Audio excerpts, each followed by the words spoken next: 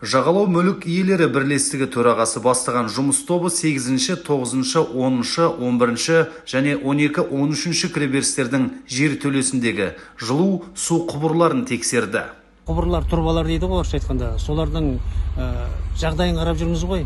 Онда әлгі ағаштар қағып қойған, осы салынғаннан бері ешқашанда ол құбырлар ауыстырылмаған.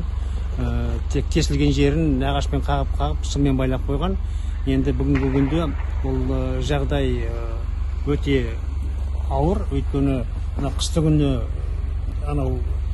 жарылып кетсе, бүкіл үй осы жылусыз қалуы мүмкін. Суық сусыз, жылусыз қалуы мүмкін. Сондықтан да соны осы өзіміз көзімізбен көріп, соның жағдайын тексеріп, алдағы уақытта қандай әрекет қолданамыз, қандай жұмыс істейміз, соны өзімізге түйіндеу ғой. Сондықтан да мынау бұрынғы осында қызмет көрсетіп жатқан фирмаларының жеке жекеменшік серіктестік иелерімен солармен сөйлесіп, оларға біз талап қоюымыз керек. Олар неге істемеді, қашан істейді, қай уақытта істейді, қанша ақша керек, соның бәріне ол кісілер жауап беріп, өздерінің мойнына алуға тиісті деп есептеймін. Расымен үйдің жер төлесіндегі су, жылу құбырлары әбден тозған.